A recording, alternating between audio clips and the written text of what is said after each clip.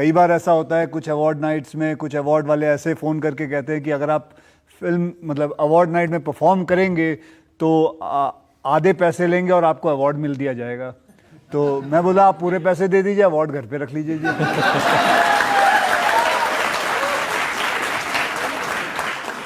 जब एयरलिफ्ट जैसी फिल्म के लिए आपको अवार्ड नहीं मिला, जब रुस्तम जैसी फिल्म के लिए अवार्ड नहीं मिला, तो मैंने देखा सोशल मीडिया में बड़ा कैंपेन चला, आपके फैंस कह रहे हैं ये सारे अवार्ड बिकाऊ हैं।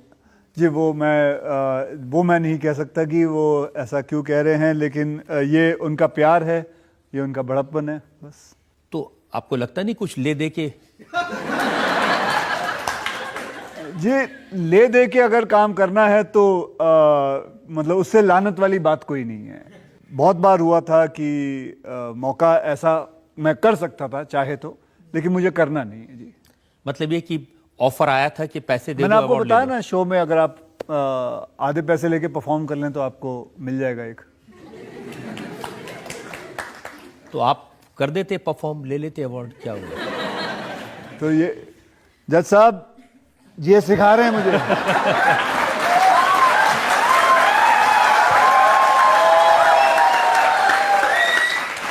जो फिल्म क्रिटिक हैं वो ये लिखते हैं कि अक्षय कुमार की फिल्म देखने जाओ तो दिमाग घर छोड़ के जाना। जी अगर 25-26 साल हो गए मुझे इंडस्ट्री में, अगर उसी हिसाब से अगर मैं और 25-26 साल कर लूं तो मैं समझता हूं वो बिल्कुल सही है। लेकिन एक जमाना था कि 11 फिल्में एक के बाद एक फ्लॉप हुई थी एक साथ। जी 16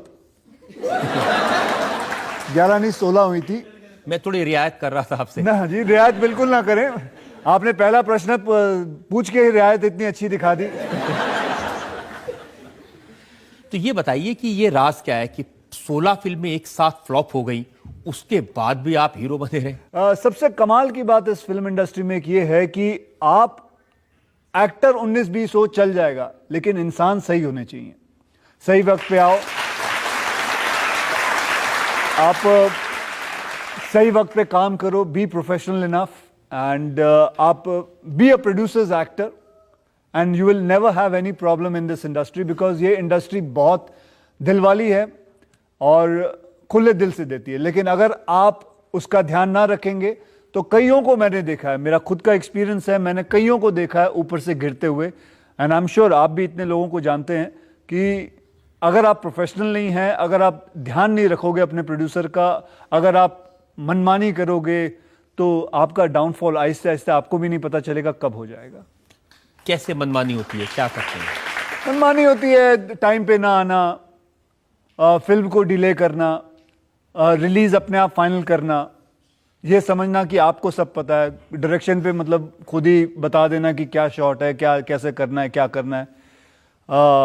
सो बहुत सारी देखिए, फिल्म का हिट होना सबसे बड़ी बात होती है। फिल्म का हिट होना होता है जब फिल्म सही समय पर बन जाए, जब उसका इंटरेस्ट लेवल 0 हो, मतलब जो पैसा लगाता है प्रोड्यूसर, तो आपकी फिल्म 2 या 2.5 महीने में बन जाए। That is the most important thing in a film making. कई होती हैं फिल्में 1.5 साल चली रही हैं, 3 साल चली रही हैं। लेकिन आप कह रहे हैं कि बड़ी अच्छी फिल्म इंडस्ट्री है, आप तो एक्शन हीरो बनने आए थे, आपको कॉमेडियन बना दिया। नहीं, कॉमेडियन बना नहीं दिया, कॉमेडी मैंने की। कॉमेडियन कोई बनाता नहीं है। फिर उसके बाद रोमांटिक भी की, उसके बाद नेगेटिव रोल्स भी किए, तो सारे रोल्स किए मैंने जिंदगी में। तो सबसे ज्यादा मुश्किल किस में है? कॉमेडी में लोगों को हंसाने में सबसे ज़्यादा मुश्किलात होती है, क्योंकि रोना धोना तो आंखों में आंखें भोंक लो तो आप खुद रो लो, वो भी रो पड़ेंगे। रोना रुलाना तो बहुत आसान काम है, बता दो कि ये हुआ आपके परिवार के साथ, वो हुआ, लेकिन हंसाना is the most and the most difficult thing, जो हमारे इंडस्ट्री में रिकॉग्नाइज नहीं होता। हाँ, कॉमेडी करने वालों को अवार्ड भी नहीं मिलते। नहीं, बिल्कुल नहीं मिलते जी, बिल्कुल नहीं, उनकी कदर नहीं होती। लेकिन जबकि वाकई में मैं बता रहा हूँ, मैं कितने लोगों को देखा है, कितने बच्चों को मिलता हूँ और माता पिता आते हैं, बोले जी आपको पता है जी मेरा बेटा ना हेरा फेरी देखते ही खाना खाता है। एंड अगर मैं उनकी डाइजेशन अच्छी हो रही है तो फिर क्या प्रॉब्लम है। लेकिन कभी ये नहीं लगता कि हमारी जो कॉमेडी है वो इतनी क्लास नहीं है, उसमें कई बार इस तरह के मजाक किए जाते हैं जो फैमिली के साथ बैठकर नहीं देख सकते। नहीं, मेरी फिल्में जितनी भी हैं सारी यूएस सर्टिफिकेट हैं। सो मेरी फिल्मों में ऐसा नहीं होता जी। मेरी फिल्में by grace of God satellite में बहुत फ्रेंडली फिल्में होती हैं। अब भी कभी डर लगता है कि अब फिल्म बनी है, मैंने सुना एयरलिफ्ट जब बनी थी जी। आप बहुत घबराए हुए थे कि पता नहीं चलेगी कि नहीं चलेगी। डर तो बिल्कुल नहीं था एयरलिफ्ट के वक्त। मैं गर्व से कह रहा था कि ये मेरी फिल्म है, एक ऐसी फिल्म, एक ऐसी चीज़ मैं लोगों के सामने लाई कि जहां जो असली हकीकत में घटना हुई थी। 1,70,000 लोगों को हमारे हिंदुस्तान के pilots, air India, Indian air force बचा के लेके आए थे। तो मैं तो बल्कि मैं क्यों डरूं, वो तो सबसे गर्व वाली फिल्म थी मेरी। नहीं चलेगी नहीं चलेगी इसका डर, चलेगी नहीं चलेगी ऐसा वो भी डर नहीं था, बिकॉज ये साथ में ज़रूर था कि it's a very prestigious film for me. तो चलना नहीं चलना मैंने कभी उसके बारे में नहीं सोचा जी। और रुस्तम भी इसी हिसाब से बड़ी फिल्म थी।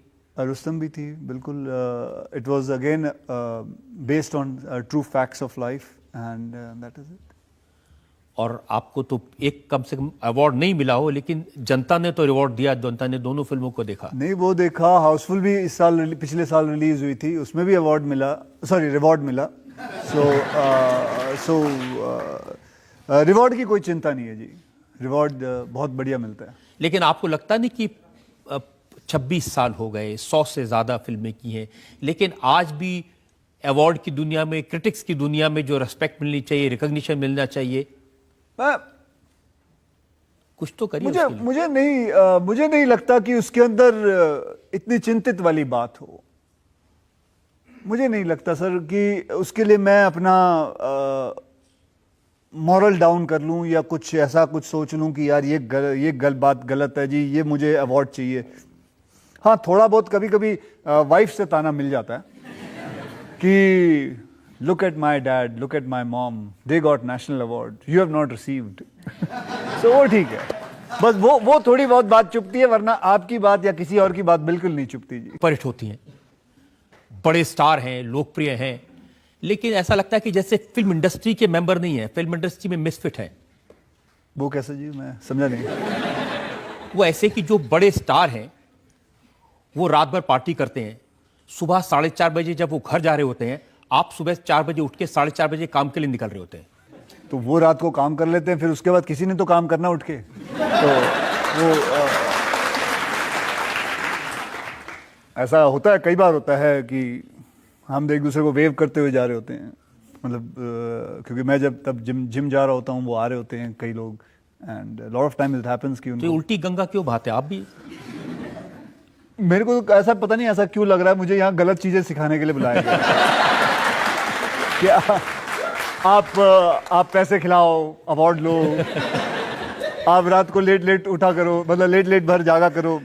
खैर नहीं सर, बचपन से आदत रही है कि रात जल्दी सो जाते हैं, सुबह जल्दी उठ जाते हैं, और वो आदत मेंटेन रही है।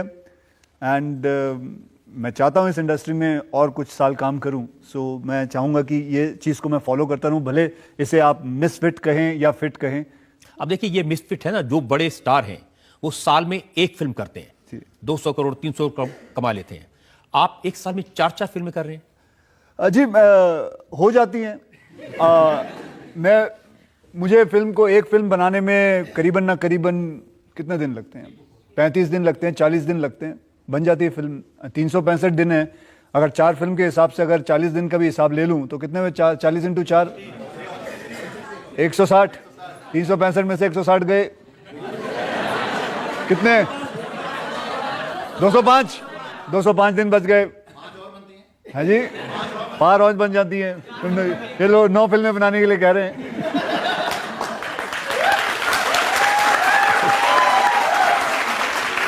मैं तो फिर भी स्लो हूं। लेकिन बाकी एक्टर्स मेहनत करते हैं अपने रोल के लिए, 2-2 हफ्ते कमरे में बंद हो जाते हैं, जिस रोल में उनको फिट होना है उसकी तैयारियां करते हैं। पता नहीं कौन सा रोल हो रहा है ये, लेकिन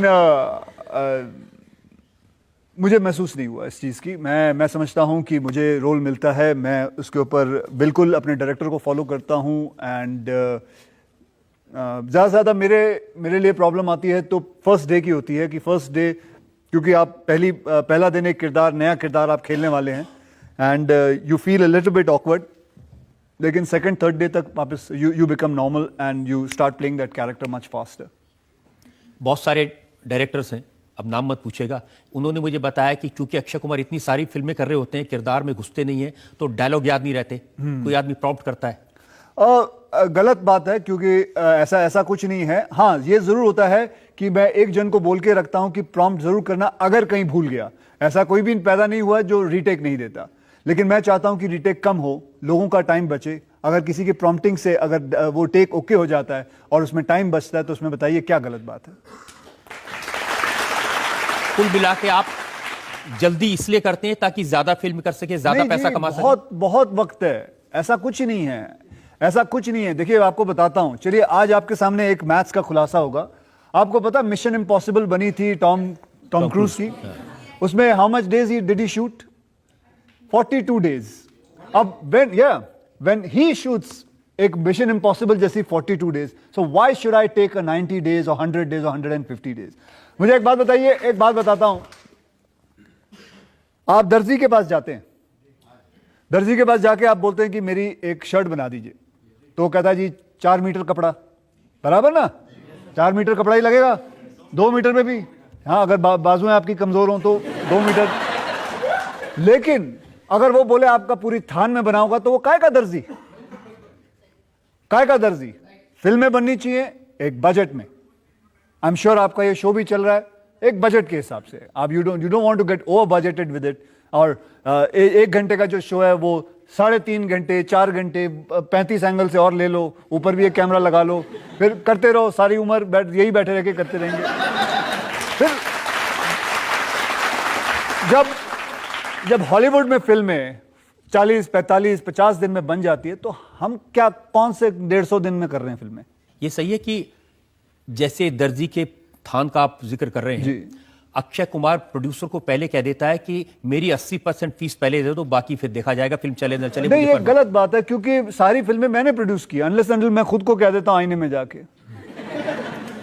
सारी पिक्चर तो मैंने, एयरलिफ्ट मेरी है, रुस्तम मैंने की है। 4 प्रोड्यूसर हैं कई फिल्मों में। नहीं, 4 प्रोड्यूसर नहीं, मैं ही हूं। बाकी और एग्जीक्यूटिव प्रोड्यूसर रहते हैं, बाकी सब जैसे स्टूडियोज रहते हैं, तो उनसे तो पैसे लेते बाद में मिलते हैं। मतलब पैसे आपके लगते हैं? भाई मेरे ही हैं, सारे हैं, आप फिक्र ना करें, किसी को कोई चीज की शिकायत नहीं हो सकती है।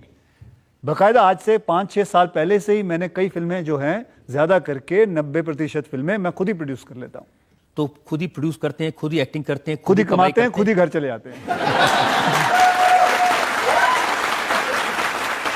आइए पब्लिक से पूछते हैं जो लोग सवाल पूछना चाहते हैं। जी सर, मेरी एक रिक्वेस्ट है। भूल भुलैया में आपने जो विंडो पे खड़े होके बोला था कि मैंने पहले घटाया फिर बढ़ाया, तो आप क्या दोबारा ही मैं करके दिखा सकते हो?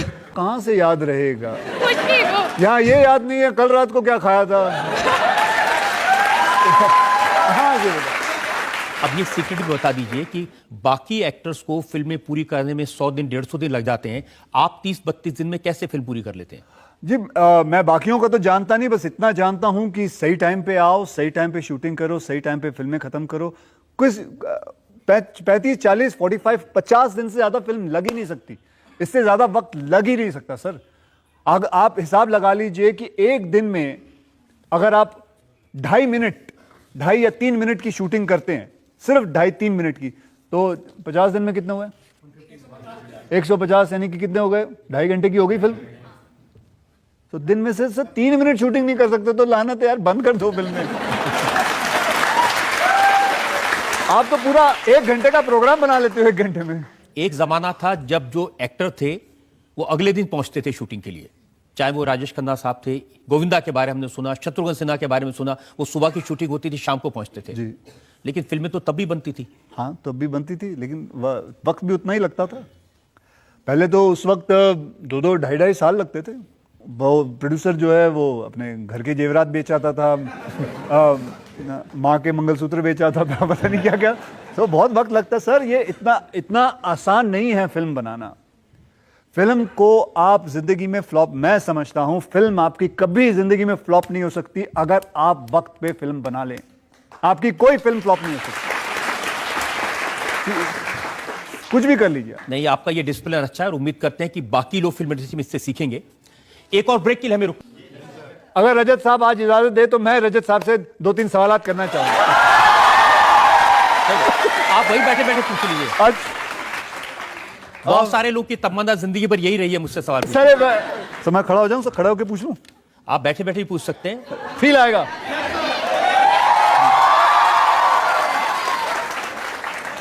सर बचपन में आपको टीवी देखने का बहुत शौक था और कई बार आपके पड़ोसियों ने आपको अपने घर से निकाल दिया एंड आप घर जाके बोला करते डैडी ये गलत बात है, और फिर डैडी ने आपको कहा कि बेटा कुछ ऐसा करके दिखाओ कि आप खुद टीवी में आएंगे। क्या ये बात सही है सर? ये बात सही है, बिल्कुल सही है। आप हमारे एक घर था पूरे मोहल्ले, हम जिस घर में हम रहते थे वहां तो ना टीवी था, बिजली नहीं थी, पानी नहीं था और समझ लीजिए अभाव की थी, खाना भी नहीं मिलता था कई कई दिन। लेकिन टीवी देखने के लिए पड़ोस में एक घर था, उसमें जाते थे। एक जैन साहब थे, उनके घर में टीवी था और उस जमाने में आधी फिल्म सैटरडे को आती थी, बाकी फिल्म संडे को आती थी। तो सैटरडे को आधी फिल्म देखी हुई थी। जब संडे को फिल्म देखने गए तो उन्होंने अंदर से दरवाजा बंद कर लिया।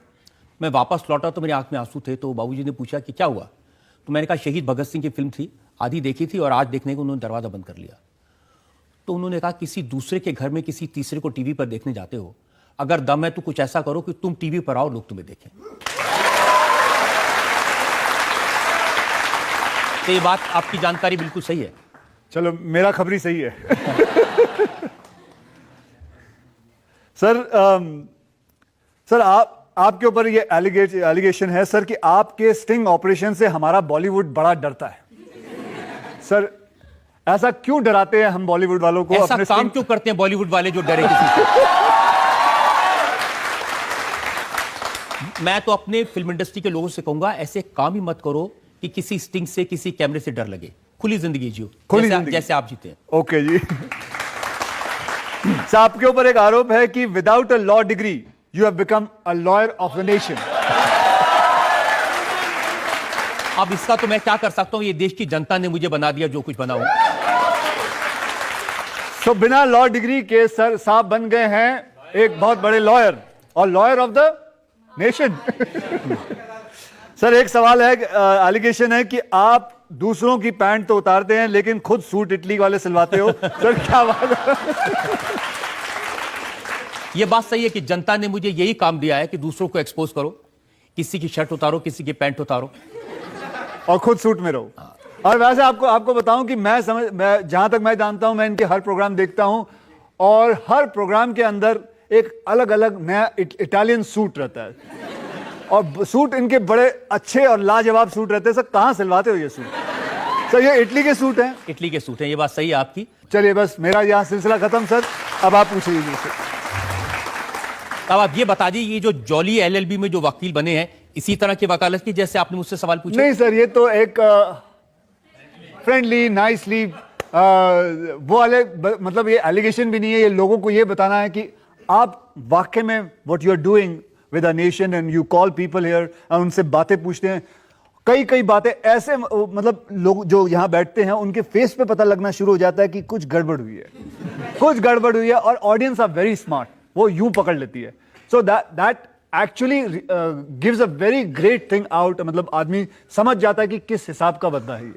बहुत बहुत शुक्रिया। लेकिन मैं इतना कहना चाहता हूं कि जो आपकी अदालत 24 साल से प्रोग्राम बड़ा बना है, ये मेरी वजह से नहीं बना, उन लोगों की वजह से बना जो आपकी अदालत में आते हैं, सवालों के जवाब देते हैं, और उनसे भी ज्यादा इस जनता की वजह से जिसने इतना प्यार दिया।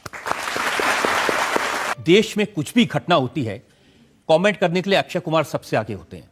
बेंगलोर में महिलाओं के साथ दुर्व्यवहार हुआ, आपने कहा कि जानवरों जैसा व्यवहार ऐसा नहीं करना चाहिए, बात ठीक कही, लेकिन हर चीज में आप घुसते हैं। सिर्फ 2 ही चीजें मैंने जिंदगी में बोली है सर, और वो भी 2 ही चीज आपको गलत लगी हैं कुछ। और सर दूसरी बात यह है कि अगर ना बोलो तो आप ही का मीडिया बोलता है, ये लोग कुछ बोलते नहीं है, और बोलो तो कौन सी गलत बात बोल दी? आप लोग बताइए, आप में से पता नहीं कितने लोगों ने देखा होगा जो जी कोई मैंने गलत बोला जी, अगर महिला के और बोला गलत का बयान भी हमने सुना है जो आपके लिए बोला था। हाँ जी, बंगलोर की घटना पर जो अक्षय सर ने बोला वो तो अच्छा लगा, लेकिन उसके बाद फिर अबू आजमी का बड़ा ही गंदा बयान आया था। तो मतलब मैं आपको उस समय कैसा लगता है सर, जब आप किसी के फेवर में बोलते हैं और कोई राजनीति के चलते अगर आप देखोगे तो उसके अंदर मैंने जो कुछ भी कहा है वो किसी के खिलाफ नहीं कहा। एक हम आदमी होने के नाते एक औरत की इज्जत करना हमारा फर्ज बनता है। और मैं सिर्फ ये जो बात आई है कि मैं कमेंट देता हूं, कमेंट नहीं देता हूं, मैंने सोल्यूशन दिया, उसके अंदर सोल्यूशन देता हूं। मैंने जो भी बोला है, आज आर्मी के ऊपर भी मैंने अभी बोला, मैंने उसमें कमेंट किसी पे नहीं किया। मैंने ये नहीं कहा कि ये गलत है या ये गलत है, मैं सोल्यूशन ने कहा। मैं वो इंसान हूं ही नहीं कि मैं किसी के ऊपर बोलूं, किसी के ऊपर गलती निकालूं कि आप ये गलत कर रहे हैं, आप ये गलत कर रहे हैं, सरकार ये गलत कर रही है, ये कर रही है। कमेंट तो अक्षय आप ये करते हैं कि सर्जिकल स्ट्राइक पर आपने सपोर्ट किया। बिल्कुल, मुझे अच्छा लगा। और स्वच्छता अभियान है तो आपने बहुत अच्छा लगा। स्वच्छता अभियान है, अगर टेररिस्ट पे हुआ अटैक तो बहुत अच्छा है, क्यों नहीं अच्छा लगता है, क्या प्रॉब्लम। और मैं बोल रहा हूं, हम क्या, पूरी दुनिया चाहती है कि टेररिज्म खत्म हो जाए, इसमें कोई गलत बात नहीं है। तो फिर इसमें कोई गलत बात नहीं है। और मैं जैसे वापस कह दोहराता हूं, कमेंट नहीं करता मैं ये कहता हूं कि सोल्यूशन क्या है। आज अगर लड़की के ऊपर बात हो रही है, बैंगलोर पे बात हो रही है, तो मैं खुद स्कूल चलाता हूं। जनाब, आप शायद आपके खबरी ने नहीं बताया होगा, मैं आपको बताता हूं कि मेरा खुद का स्कूल है जहां मैं लड़कियों को free of cost martial art सिखाता हूं। 15,000 लड़कियों को बॉम्बे में हम मार्शल आर्ट सिखा चुके हैं। एंड मैं और भी करना चाहूंगा, and I would like to do it more. स्वच्छता अभियान के लिए मैंने सुना कोई फिल्म बना रहे हैं आप? नहीं, स्वच्छता अभियान पे नहीं, ये बेसिकली एक फिल्म है। एक फिल्म का नाम है टॉयलेट एक प्रेम कथा, and it is a real story. And आप लोग ये जान के आपको हैरानगी होगी, एंड आई एम श्योर कि कई लोगों को पता भी होगा कि 54% in India we don't have toilets at our home. Okay, so that's a shame. हम आदमियों की कोई प्रॉब्लम नहीं है, हम तो मतलब कहीं भी खड़े होते हैं, गलत, वो भी गलत है, लेकिन कभी ये सोचा है कि जो घर की औरतें हैं उनके ऊपर क्या बीतती होगी। And that is the biggest problem we have. And उसके ऊपर मुझे एक कहानी मिली कि एक कहानी हम क्यों ना बनाएं जिसके ऊपर हम बता सकें कि what it goes through when a woman has to go out of the house to just go and do. So it is a shameful thing कि मैं कभी किसी को बताता हूं कि 54% of India doesn't have toilet, everybody gets a shock of their life. So इसके ऊपर अगर ये मैंने कोई अभियान पे नहीं बनाई है फिल्म, ये मैं लोगों को बताना चाहता हूं कि क्या हुआ है। आप जब ऐसे सब काम करते हैं उसके बाद ही तो लोग कहते हैं कि अक्षय अल्टीमेटली फिर राजनीति में आना चाहते हैं। नहीं जी, मुझे नहीं आना। अगर मैं राजनीति में आ जाऊंगा ना, उस दिन आप मुझसे बात करना छोड़ देना। मुझे राजनीति का कोई शौक नहीं है। मैं इसलिए नहीं कर रहा हूं कि मुझे राजनीति में आना है, मुझे कोई शौक नहीं। मैं बड़ा खुश हूं, फिल्में बनाता हूं, पैसे कमाता हूं, और जितनी बहुत थोड़ी बहुत सेवा कर सकता हूं देश की वो कर लेता हूं। मुझे लेकिन राजनीति का शौक नहीं है सर। बहुत सारे फिल्म स्टार्स हैं जो राजनीति में आए, जिन्होंने फिल्में की, पीक पर पहुंचे, उसके बाद चाहे वो सुनील दत्त साहब हो, राज बब्बर हो, अमिताभ बच्चन हो, शत्रुघ्न सिन्हा हो, तो सब लोग आए राजनीति में। तो आपको क्या परेशानी है? परेशानी की बात नहीं है। हाँ, अगर जिंदगी में कुछ हुआ ना तो ऑब्वियसली दो चीजें मैं करना चाहूंगा, स्पोर्ट्स के ऊपर और हेल्थ के ऊपर। ये दो चीजों के बारे में मुझे नॉलेज है, मैं काफी कुछ जानता हूं इसके बारे में। अगर इसके ऊपर मुझे कभी कुछ करने का मौका मिला जरूर करूंगा सर। तो स्पोर्ट्स मिनिस्टर बनना चाहते हैं कि हेल्थ मिनिस्टर बनना चाहते हैं? स्पोर्ट्स मिनिस्टर की बात नहीं है, इसके ऊपर मैं बहुत कुछ मुझे पता है। मुझे जरूरी नहीं है कि आप मिनिस्टर बन के ही कुछ कर सकते हैं। you can talk to a minister, you can give your comment on it, or you can do something for it. That I want to do. मैं मिनिस्टर नहीं बनना चाहता हूं। मैं फिर से दोहरा रहा हूं आपको बात, मुझे मिनिस्टर नहीं बनना सर। अक्षय, यहाँ आपके प्रोग्राम में आके और आपको वैसे भी पर्दों में देखते हुए काफ़ी कुछ हम लोग जानते हैं। मैं वो चीज़ जानना चाहता हूँ, not only me, for all of us, कि वो जो 16 जो पिक्चरें आपकी फ्लॉप हुई, उस टाइम आपने अपने आप को कैसे बनाया, कैसे संभाला, और कैसे इंडस्ट्री में अपने आप को रिफॉर्म किया? जी, ऐसा है कि 16 फ्लॉपों के बाद भी मेरे पास, मैंने कहा कि फिल्में बहुत थी मेरे पास, क्योंकि मुझे फिल्में अपने बीइंग प्रोफेशनल पे मिलती थी, ना कि मेरे एक्टिंग टैलेंट पे मिलती थी। And I am being very honest about it. और बुरा ज़रूर लगता था कि फिल्में चल नहीं रही थी, and I was going through a lean period. But मुझे हमेशा याद है, क्योंकि मैं पहले बैंकॉक में काम करता था, वहाँ मैं मार्शल आर्ट सीखता था, और वहाँ मुझे स्ट्रीट फाइट्स भी करनी पड़ती थी। तो वहाँ मैं थाई फाइटर्स के साथ लड़ता था, और कई फाइट्स में हारता था, और कई बार मार पड़ती थी। But the holy thing was that you have to get up and again start working on it. So उस चीज़ को दिमाग में रखते हुए मैं बढ़ता गया। एंड ये भगवान का शुक्र है कि मुझे फिर अच्छी फिल्में मिल गई, और काम करते रहा एंड आई गॉट मुझे कामयाबी मिली, दैट्स इट। आखिर आपकी जो जिंदगी का संघर्ष था, जिसमें आपको कभी ज्वेलरी बेचनी पड़ी, कभी आपको ट्रैवल एजेंट बनना पड़ा, तरह तरह के काम किए, उससे भी ताकत मिली? कुंदन की ज्वेलरी बेचता था, बॉम्बे से ले जाके, सॉरी दिल्ली से ले जाके, लाजपत मार्केट से ले जाके बॉम्बे में बेचता था। फिर कलकत्ता में मैं एक स्पॉट बॉय था, वहाँ एक ट्रैवल एजेंट के अंदर। सो ढाका में मैंने काम किया हुआ है, बैंकॉक में काम करता था, बॉम्बे में मार्शल आर्ट स्कूल चलाता था, लोगों को ट्रेनिंग देता था। सो वो संघर्ष मेरा काफ़ी रहा। कभी सोचा भी था कि फिल्म स्टार बनेंगे, इतने बड़े सुपरस्टार बन जाएंगे? नहीं, कभी नहीं सोचा था सर। ये एक बहुत ये कभी नहीं सोचा था। बस एक बार याद है, गुस्से में अपने मेरे पिताजी ने मुझे एक चांटा लगाया था और कहा था क्यों मैं पढ़ने में इतना अच्छा नहीं था, तो बेटा पढ़ेगा नहीं तो क्या ज़िंदगी में तू क्या बनना चाहता है? तो मुंह से निकल गया था कि हीरो बनना चाहता हूँ। वैसे कभी सोचा नहीं था। एक वो कहते हैं हम जो विश्वास करते हैं मुंह में सरस्वती बैठी हुई थी, शायद वही हो गया होगा मेरे साथ। और ये भी मुझे पता चला कि जिस दीवार के आगे खड़े होकर पहली बार आपने फोटोशूट कराया था, अब उस दीवार के पीछे वाला घर आपने खरीद लिया। हाँ जी, वो क्योंकि एक्चुअली मैं फोटोशूट अंदर करना चाहता था, तो चौकीदार को ऑब्वियसली बोला गया था कि किसी को आने नहीं देना, एंड वो अपनी जगह सही था। एंड ये इत्तेफाक की बात है, ये भी कोई मैंने वो नहीं सोचा था कि आज के बाद मैं कसम खाता हूँ कि यहीं का घर लूँगा। ये एक इत्तेफाकी बात है कि वहीं मुझे घर मिल गया। चौकीदार वही है या उसको हटा दिया? नहीं, चौकीदार तो ये तो बात है करीबन 27-28 साल पुरानी। तो मुझे वो पहले ही वैसे बुजुर्ग थे, पता नहीं है कि नहीं। तो बहुत सारे इत्तेफाक हुए। ये भी इत्तेफाक था कि राजेश खन्ना के पास आप काम मांगने गए थे। हाँ जी, मांगने गया था और वो आपसे बिना मिले चले गए थे। नहीं, बिल्कुल नहीं जी, वो बिल्कुल मिले थे। आप तो घर तोड़वाने की बात कर रहे हो। तो बिल्कुल मैं उनके ऑफिस में गया था, तो ऑफिस में मुझे मिले थे और मैं 15 मिनट उनसे मिलके, तब वो फिल्म बना रहे थे, चंकी पांडे हीरो था उसमें, जय शिवशंकर, वो फिल्म बना रहे थे। और तो फिर उन्होंने कहा था बेटा अगर मैं कोई फिल्म और बनाऊंगा तो मैं ज़रूर आपको याद करूंगा। लेकिन तब ये नहीं सोचा था कि आप उनकी बेटी से शादी हो जाएगी? नहीं जी, बिल्कुल नहीं सोचा था। ये तो कौन सोच सकता है? अगर जिसने सोचा होगा तो वो तो भैया भगवान है, मेरे सामने पहले आ जाए। किस्मत ने आपको यहाँ से यहाँ तक पहुँचाया? हाँ जी, किस्मत नहीं पहुँचाया, माँ बाप के ब्लेसिंग ने पहुँचाया जी। और मेहनत ने? मेहनत तो बहुत ज़रूरी है, लेकिन मुझसे कई बार लोग पूछते हैं कि मेहनत ज़्यादा ज़रूरी है या किस्मत। तो मैं समझता हूँ कि आई वुड गिव श्रेय टू 65 to 70% किस्मत को and 30% to hard work, because I don't know, my experience is that. क्योंकि मैं इंडस्ट्री में स्टूडियो के अंदर कितनी बार जाता हूँ तो मेरे से कई गुड लुकिंग लड़के खड़े होते हैं, और वो कब से खड़े होते हैं और वो कोशिश कर रहे होते हैं, मुझसे अच्छे एक्टर हैं, मुझसे अच्छे डांसर्स हैं, लेकिन उनके पास एक चीज़ की कमी है, वो है वो किस्मत की। उनको सही वक्त पे काम नहीं मिल रहा, उनको सही काम नहीं मिल रहा, and that is what I feel, that is where I think I got lucky and I came out.